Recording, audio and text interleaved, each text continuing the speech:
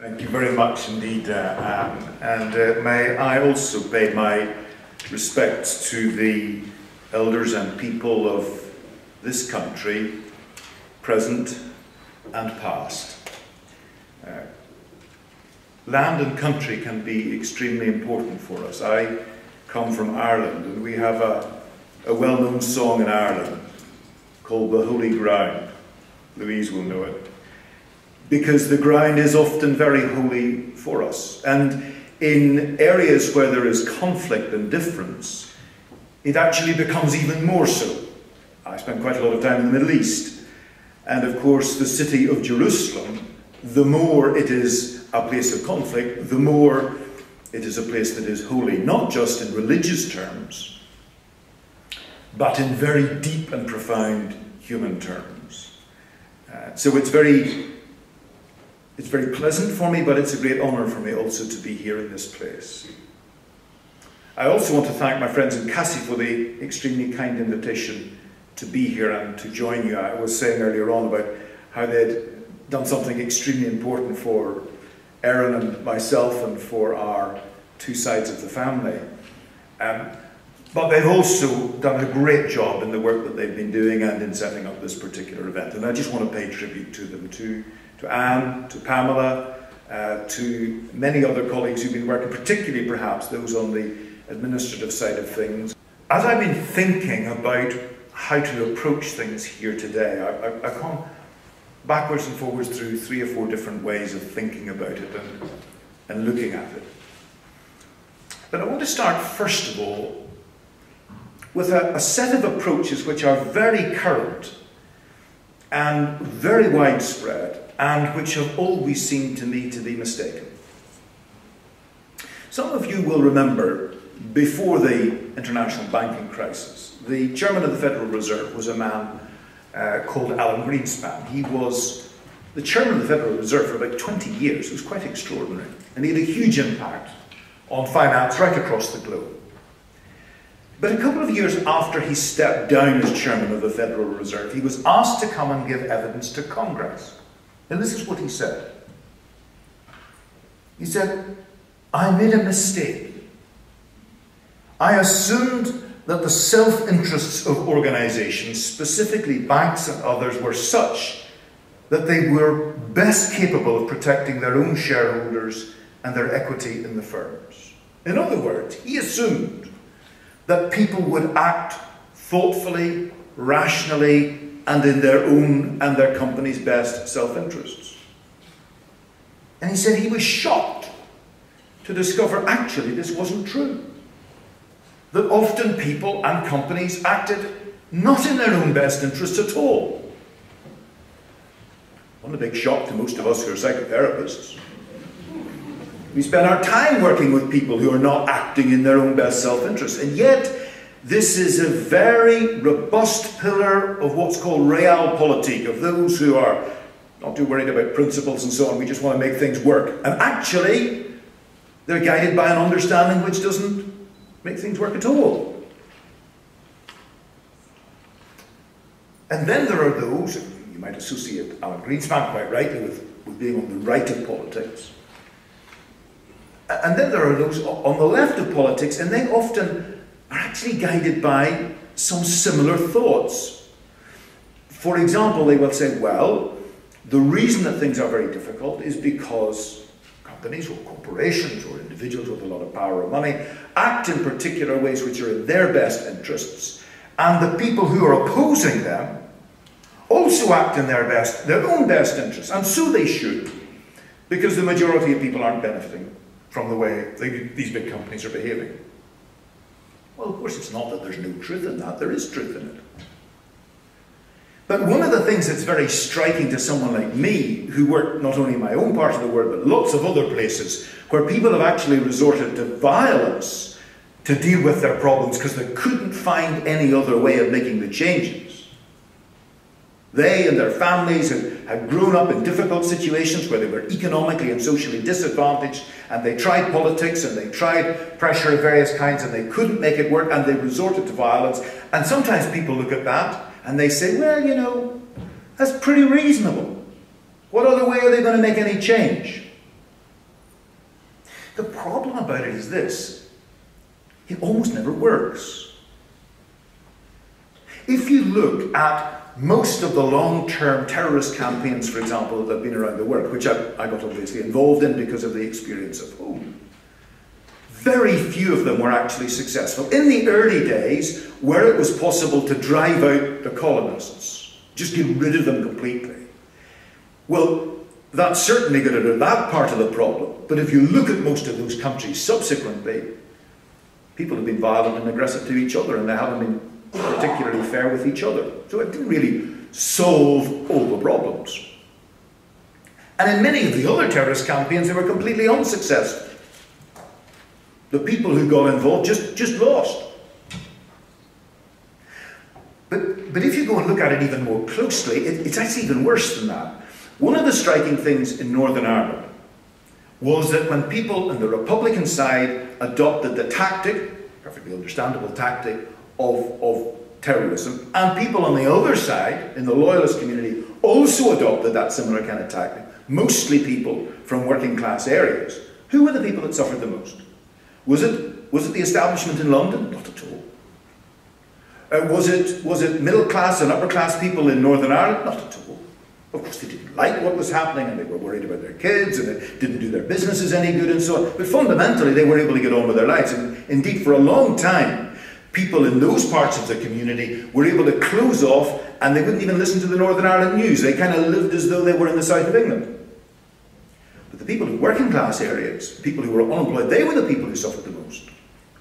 Far more Catholics were killed by the IRA and injured by the IRA and its bombs than Protestants or even British soldiers. Far more people in the Protestant Unionist community were damaged by loyalist paramilitaries than were ever damaged by the IRA. And when I started to go to other parts of the world to look at these kinds of things, I discovered the same kind of pattern. I went to Peru, because you probably recall there was a Shining Path Maoist insurgency there for a period of time. Tens of thousands of people disappeared. Horrible things happened. A lot of them at the hands of the Peruvian army. But even more harm was done by the Shining Path terrorists to the people in the communities that they believed they were trying to help. You go to Nepal, similar kind of thing. The way the Royal Nepalese Army acted was horrible. But the way the Maoist insurgents acted was even worse, in terms of the harm to the people they believed they were trying to help. So why is this? It's not because people consciously go out to harm their own people. Well, one of the struggles for me was to try to find a way of understanding these things, because I was growing up in a community which was tearing itself apart, and it didn't make sense to me. I would make friends with someone on the Catholic side of the community. I was from a Protestant side of the community. It seemed perfectly reasonable to me, and yet I very quickly discovered it was not terribly well approved. Schools were all completely separate. Very few people from the Catholic side went to the state schools. Very few people from the Protestant side went to Catholic schools. So you were growing up separately, and I couldn't see the sense in this. Why were we tearing ourselves apart as a community? So I thought, well, you know, it's not just communities that do this. Individual people do it as well. You'll know individuals, maybe even yourself sometimes, and you'll say, you know, I made a mistake there. I didn't study properly for the exams, or I set up a poor relationship. It didn't work out very well. I'm not going to do that again. I've learned from that. And then the next exam comes round. I didn't really spend the time, I didn't really do what I needed to do. Or you get out of a bad relationship, and 3 months later, you're back in it again. Or you watch a friend, and you think it's such a relief that they've changed the direction of their life, and then slowly they slip back into it again. Not because it's in their best interests. So how do we try to understand that? And I thought, if I could try to understand that for individual people, maybe I could understand why a whole group of people, a whole community of people, behaves in a way which is not in its best self-interest. So I went into medicine and psychiatry and psychoanalysis, and I spent quite a long time doing that. And then I got involved in political life, and I became the leader of one of the parties, a party that had both Protestants and Catholics together in it. And I began to see how we could apply some of these understandings. And a number of very interesting things emerged. Some of them connected up with what Professor Anderson was saying earlier on, for example. You see, you might think that you know, you've got Protestants and Catholics, and that's really very separate. And you've got Unionists and you've got Nationalists and Republicans on the other side, very separate. And then you go and you meet some of these people and you talk with them and you discover, well, actually, this woman, who's one of the leading, absolutely hardline figures in the Republican community, calls herself Barbara de Bruyne, Irish.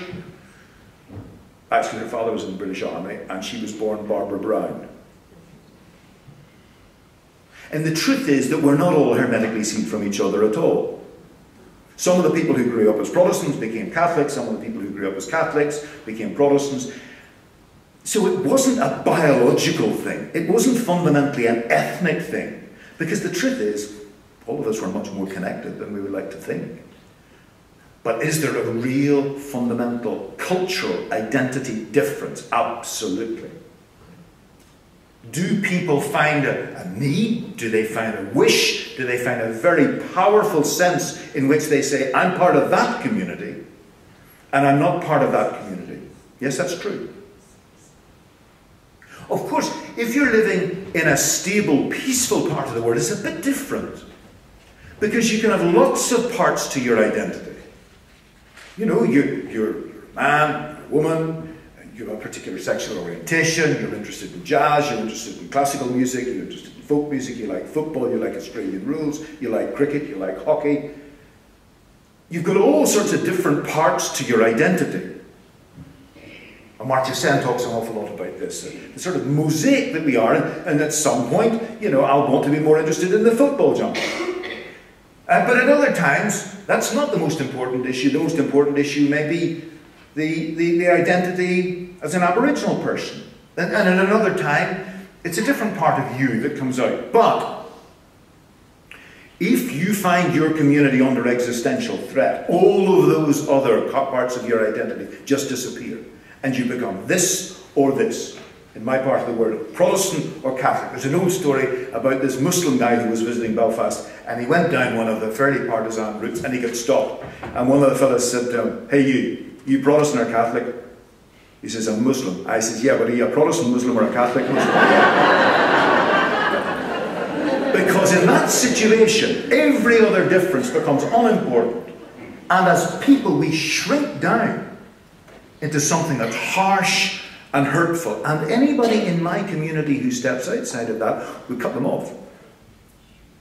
So in the early days, for example, any girl that decided to establish a relationship with one of the British soldiers, and guys in uniform can be quite attractive sometimes, was taken out by her own community and tarred and feathered, tied to a lamppost, tar poured over her head, and feathers thrown at her.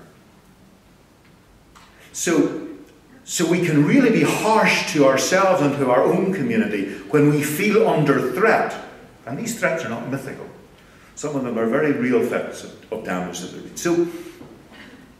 So as I tried to understand this with individuals, there were a number of things that began to emerge. The first thing is that we develop. You know, we're not...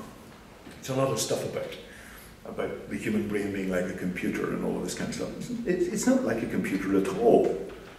With a computer, what you do is you design it, you build it, you plug it in, you switch it on, and then you download some software. That's not how we are. We grow and develop. We modify and change. It's far more complex than that. And as you're growing up, every part of you develops. You know, you start physically with a very limited physical self, a few cells, and then gradually you grow and more bits come, and more capacities come, and more abilities. It becomes much more flexible. For example, if you take a very young child, a lot of what they do is reflex. If you stroke a child's cheek, it has a rooting reflex. It's reaching round for the breast. Right?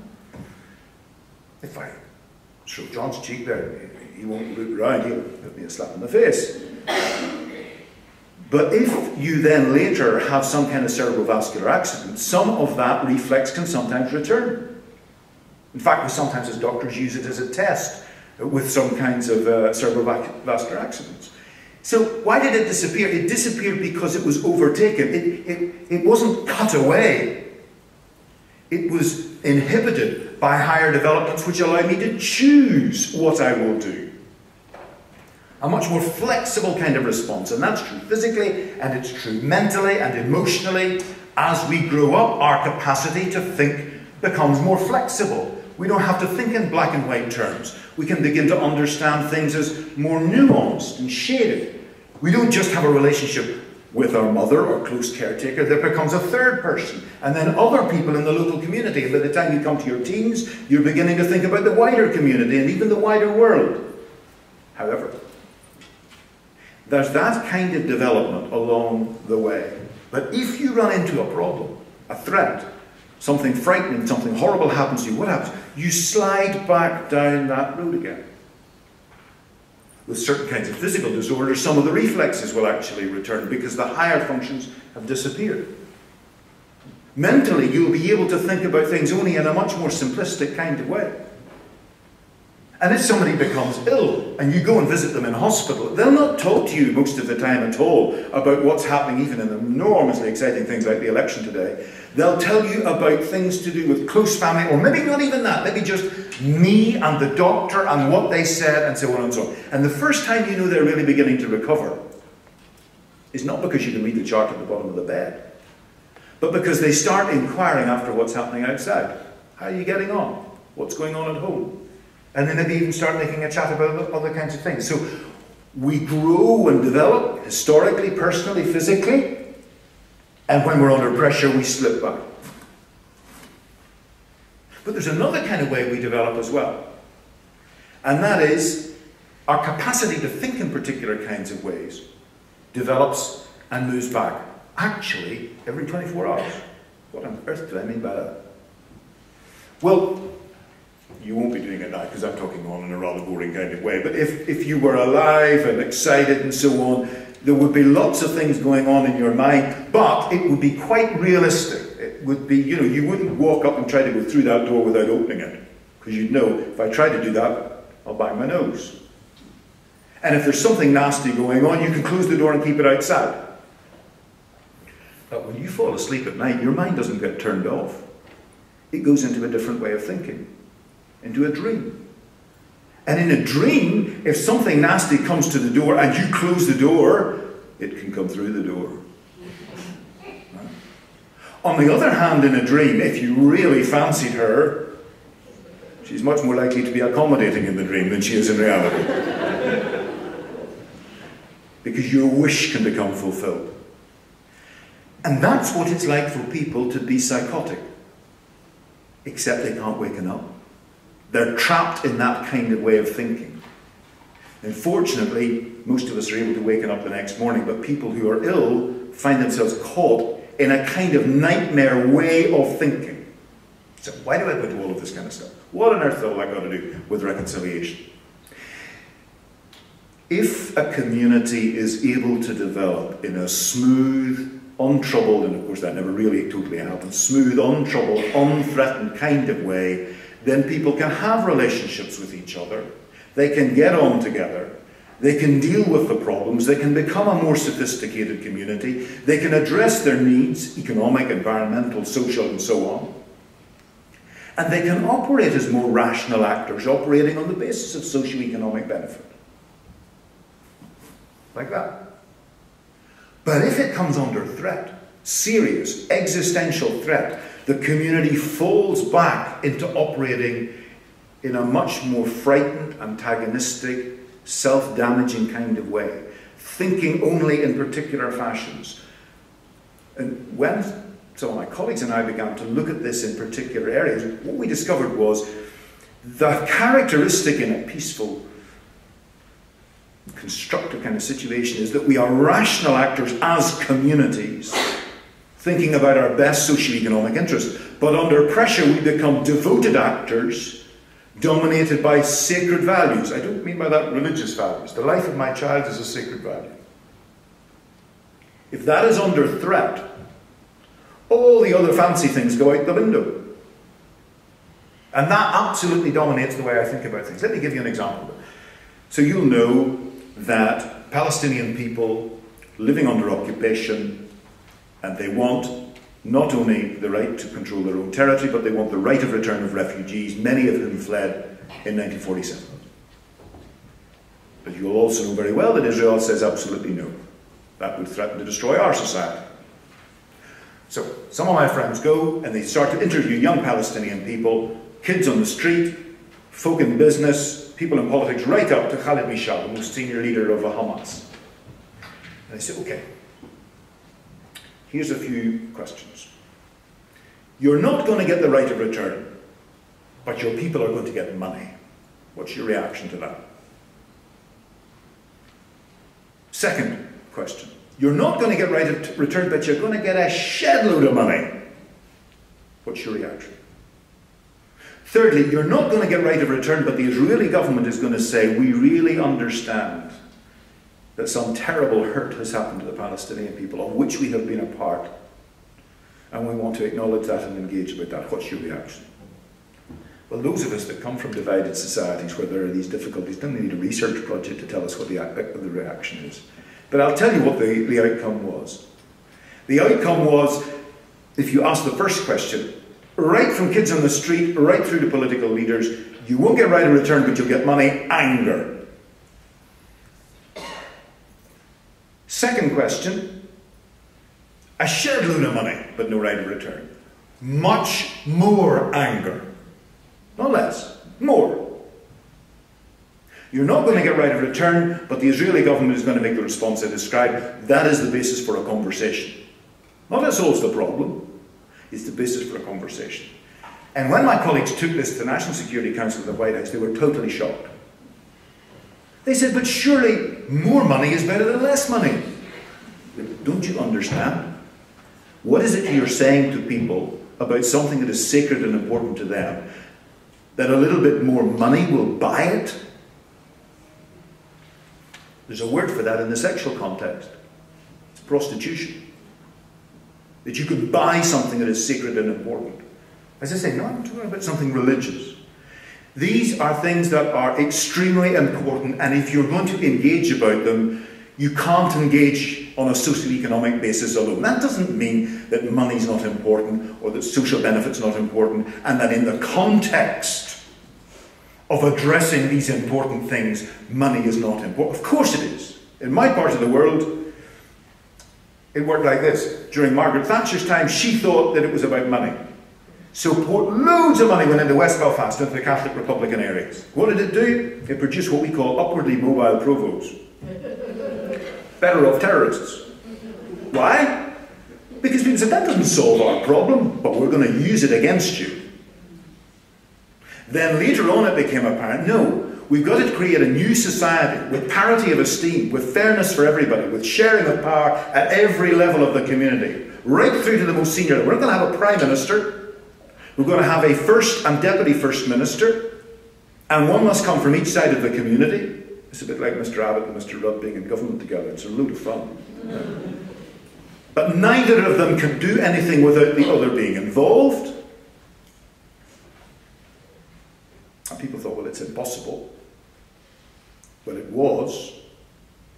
But once it became apparent that no amount of physical force and violence was going to solve our problems, people came to a point of saying, okay, are we going to continue to live like this forever? And also, externally, Britain and Ireland found ways of relating better to each other in terms of the European Union.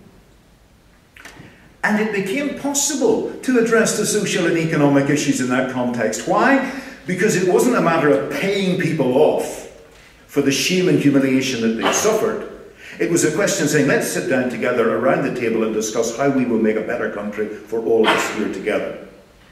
Because we've all got a role to play. So when money started coming in from the European Union, it was made clear to us that yes, you could have this money for these projects, but you had to have business people, politicians from each side of the community, people from the community organisations, people from women's groups. They all had to be there at the table, and they all had to agree to the outcome, otherwise nobody got anything of it at all. And that's when things started to move forward. And there was an external context that made all of that possible. And that was because people didn't feel under quite the same level of threat anymore. That wider context had been changed. It became possible to think about what was now in your best interests. But there are a number of other things that are you know, even much more fundamental than that. And this is where I come back to a little bit like what Ian was doing, which was telling a story, telling us about history, about background, because we are our history. We're made up of what has happened to us as individuals and as whole communities. In a sense, the way I think about culture in the wider sense is it is to communities what personality is to individuals. It's that important, it's that fundamental. It's that difficult to change and develop. It's like when you're trying to help somebody, help yourself, help anybody to change a personality that's come about not only because of their genetics, but because of experience going right away back, long before they can even remember. It's quite difficult to change the way you react to things. It's true of communities and cultures. In fact, with people and with communities, the explanations they give for things often aren't the truth at all, you know. You know, you say to a young fellow, why don't you go home that way? That's the long way. I said, oh, well, it's not very safe the other way, you know. Oh, right. And then you find out that actually there's a girl who works in a shop on the other road home. And if he goes back that way instead, it might be a bit longer, but there's just a chance he might catch her eye on the way back. Or you take something like gun control in the United States, and all the rationales that are given for it.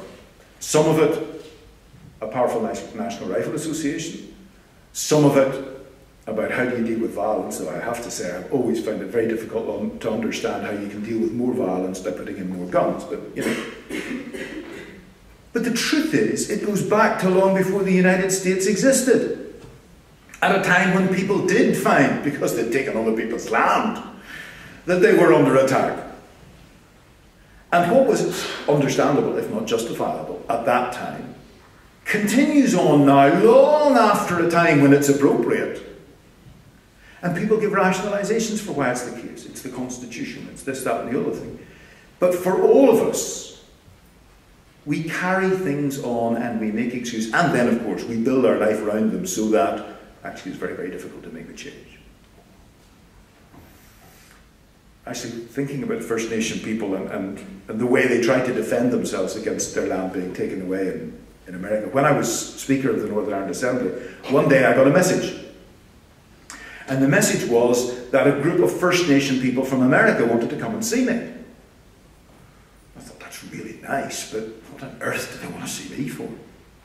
Oh yeah, get them to come on in. So they came in and they were all dressed up in their traditional costume. It was just magnificent. Had their drums with them. We were used to drums in Belfast, but a different kind of drum altogether. And they said, we've come here to forgive your people. I said, right? You'll need to tell me a little bit more. I said, well, a few generations ago, a lot of your people came out to our part of the world, and they took our territory. They entered into treaties with us, and then they abrogated the treaties. And our people were treated really appallingly. In fact, they were driven out of certain areas. There's one particular one that was during the time of Andrew Jackson. He and his parents and his grandparents all came from here. And it's known as the Trail of Tears because it was such an appalling experience for First Nation people. But we want to come here and because you're the Speaker and you stand for, we want to forgive your people for what they did to us. And I said, why do you want to do that? He said, because we're not actually sorting our problems out at the moment, and we think it's because we harbour inside ourselves a lot of very justifiable, angry feelings, and we think they're doing us more harm than they're doing the United States government, and they're not doing your guys any harm at all. So I said, okay, so what do you want to do? He said, well, we want to have a ceremony in Parliament buildings. I said, that's wonderful. We got a big central hall in Parliament buildings. And so they brought in all their costumes and the drums and the instruments, and they had a huge big dance. And all these politicians from all over the place came in, they heard all the sound, and they came and they looked over the gallery and they began to ask the question, what is this about? And then they began to get the answer. And it began to come across to them, but wait a minute, this wasn't good. But my goodness, What a transformational thing that these folk can understand that there are things they can do that are a challenge to us, but also begin to free them. And I guess that's the thing, because when horrible things have happened, and I've only been here a very short time, but Erin and Patricia and I were talking about it last night, the degree of horribleness has been quite extraordinary.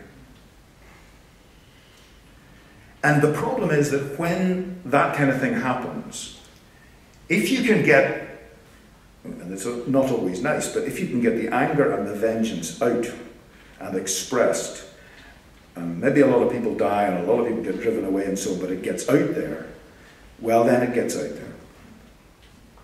But like I said, the truth is, in almost all circumstances, getting it out there only means more dead people.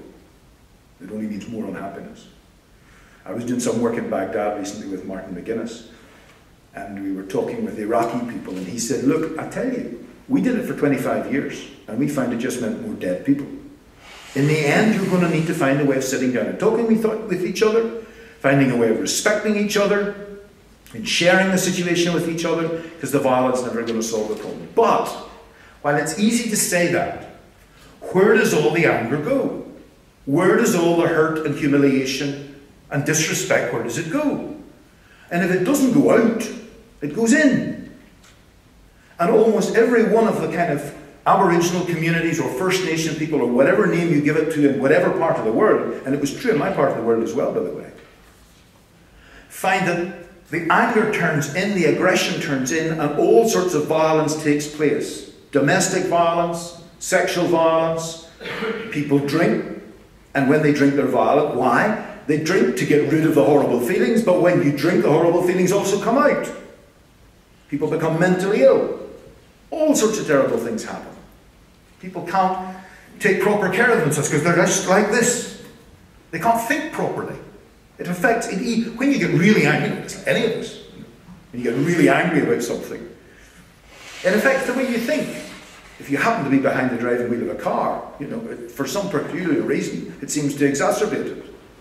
Perfectly calm people in a traffic jam suddenly behave unreasonably. Or if you're at a computer, people will say things on email that they would never say if the person was there in front of them. And that's the key thing. It's the question of whether or not the person is there in front of you, or even better still beside you. And you have a relationship with them. Because if you start to have a relationship with each other, a relationship of respect, then that completely transforms what the possibilities are. I'm not totally sure why it is. I have some thoughts, but I'm not completely sure. But I'm sure about this, that whatever the reasons, there are two things that are incredibly toxic in human relationships within groups and between groups. The first is a sense of unfairness. And I was saying to some of the folk earlier on in the week when I was talking, I don't use the word injustice. Why not? Because injustice is a very legal kind of term. What do your kids say when they're not happy about what's happened? They don't say, that's unjust, Mummy. That's unjust, Dad. They say, it's not fair. Fairness somehow has a fundamental passionateness about it. That's not about whether it's legal or not. There's lots of things that are legal and they're wrong. There's some things that are illegal that may not necessarily be wrong. We've got to have rules, we've got to have laws and so on. But the most important thing is whether or not things are fair. And people have a very deep and fundamental sense about that. It's a very, very deep thing. And when you have a sense that you or your people have been dealt with deeply unfairly, it's really toxic. And you have to find some kind of way of it being dealt with. The second thing is disrespect and humiliation. We can have an argument about all sorts of things, and then go and have a drink afterwards and be the best of friends. Happens all the time in Parliament. But if I say or do something to you that humiliates you, especially humiliates you in front of other people, you will find it very difficult ever to forgive or forget that. I work in a house of work. It's a very weird place. It's a nice place, but it's a bit weird. And one of the reasons it's weird is because not now, but in the past, people were there generation after generation. You know, some guys were on these benches here because their great-great-grandfather fell out with the guys on the other side, and they've been on the other side ever since. So you've got to be very careful about how you speak about things in the House of Lords. House of Commons, and I think it's even more severe from what I've heard, you can say the most outrageous things about people on the other side. Because by the time the next election comes, which is today, chances are 30% of the other guys are going to be out, so you won't have to see them again anyway. But in the House of Lords, it's not like that. You're there for life. And in the past, the next generation as well. So we had to construct, over the years, extraordinary ways of speaking about things in order to protect ourselves. So in the House of Lords, for example, if you wanted to say to somebody, that's a load of nonsense, or worse, like I've heard some people in politics here say, you don't say that. You say something like, well, my lords, it's always an enormous pleasure to hear what the noble lord has to say. The noble lord is an adornment to your lordship's house, and every time he speaks, he comes with an enormous sense of knowledge and understanding. But if on this one particular interest I might put a slightly different gloss, that's House of Lords for, that's crap. But the point about it is, you've been able to say that in a way that the other guy can listen to without feeling disrespected and humiliated. So when I came to work as the first speaker in Northern Ireland Parliament, that's what I understood it was possible to do. It's incredibly important to be able to disagree. Politics is not about agreement with each other. It's about how you disagree without killing each other in my part of the world, and in every other part of the world as well, by the way. So finding ways in which we deal with disrespect and humiliation is unbelievably important.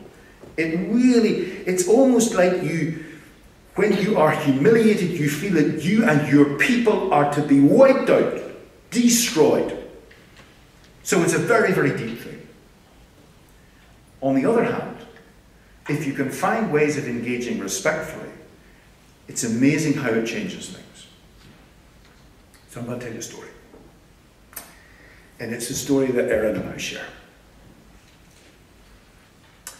Back in the late 1830s, in fact, exactly 175 years ago this year, on the 15th of December, a little boy was born in Moy, which is a little village in the west of the northern part of Ireland. And he was born to a Quaker family, quite peaceable kind of folk. However, there wasn't a lot of work. And his dad was away a lot of the time. He joined the British Army because there wasn't a lot of food around, there wasn't a lot of money around. And in fact, in a few years' time, it got much worse because there was a famine in Ireland in the 1840s. Why was there a famine? There was a famine because as time went on, farms got smaller and smaller. They were divided up amongst all the kids. So you might have started off with an acre, but by the time the next generation came, you each had a quarter of an acre, and by the time the next generation came, you had a little patch. And one of the great things about potatoes is you can feed a large family on potatoes. You can cook them all sorts of different ways, and if you've got buttermilk of potatoes, you can survive quite a long time.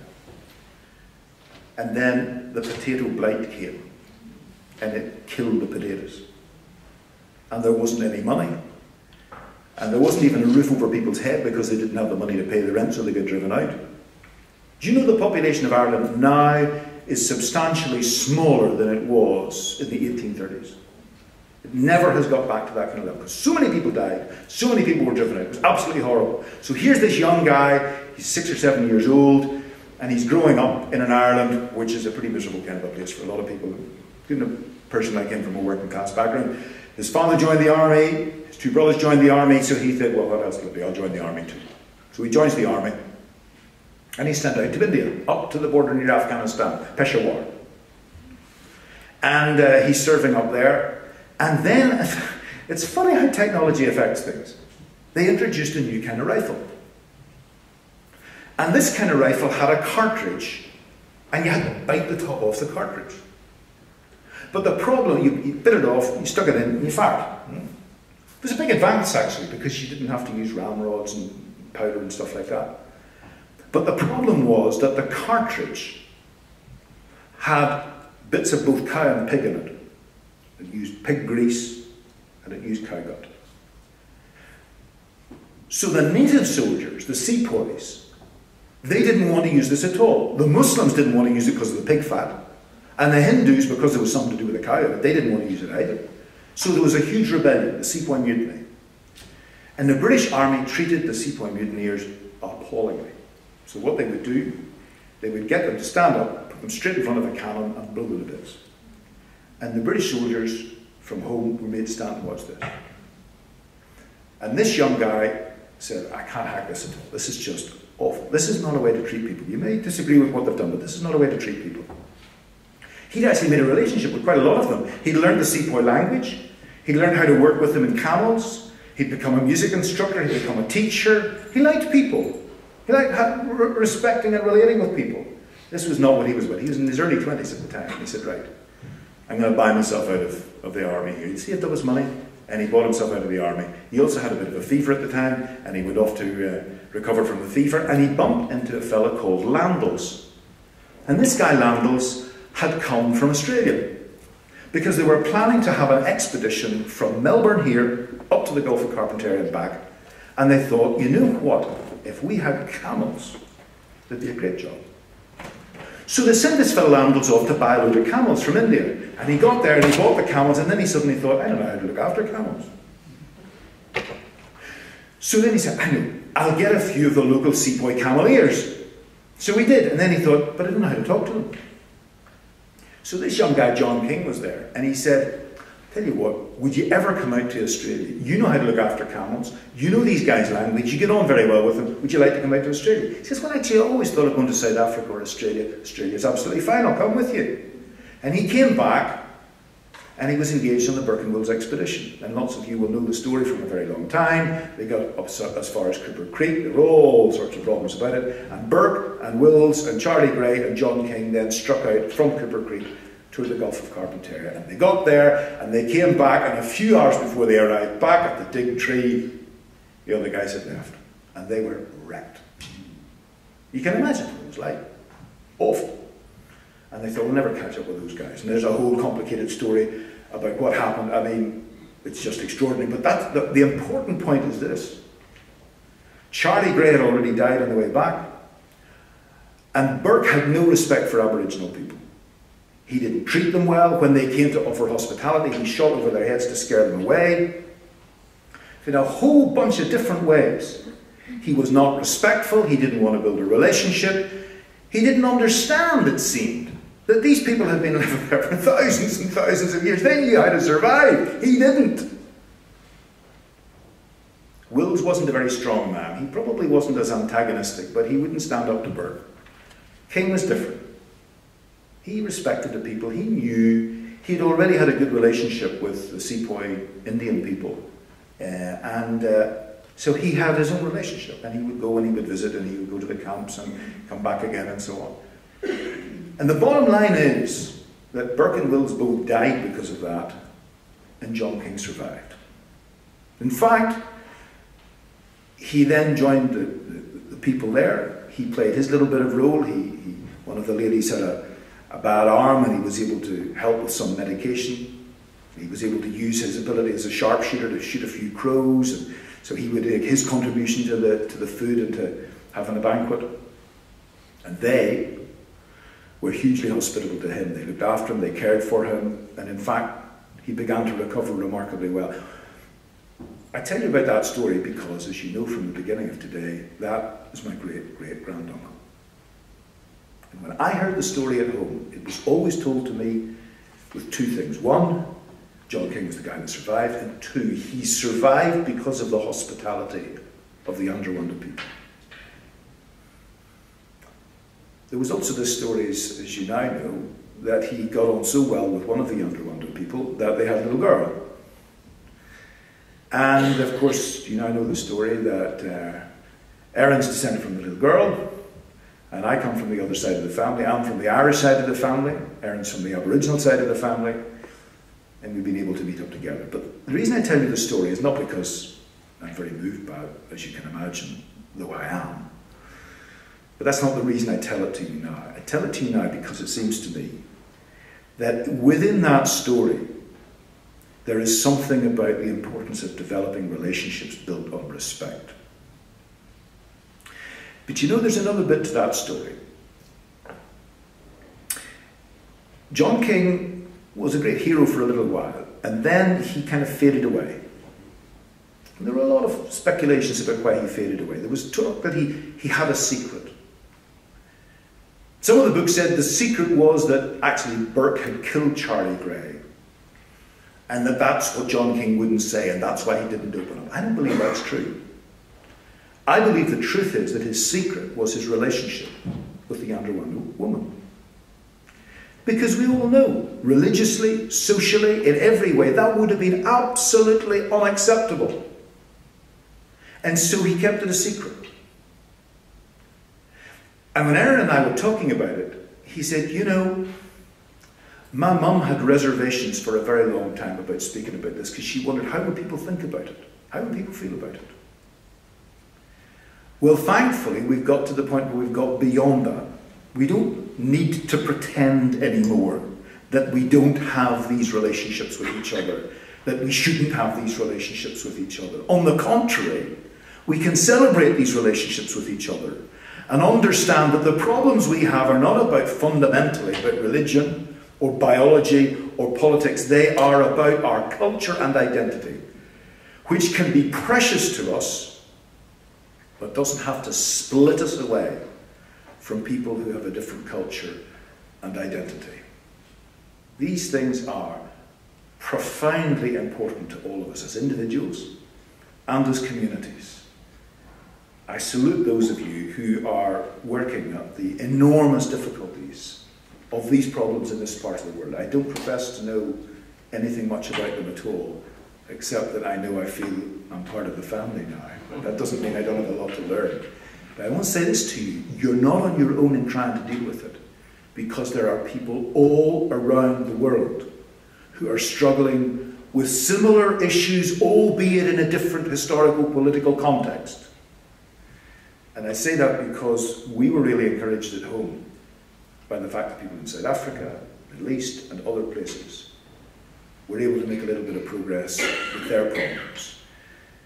And however, Australia is a long way away from an awful lot of other places. It's also part of the human family, all of us. And we share that, and we share the encouragement. When any of us can make a little step forward, all of us can celebrate that. I wish you well in your work. Thank you.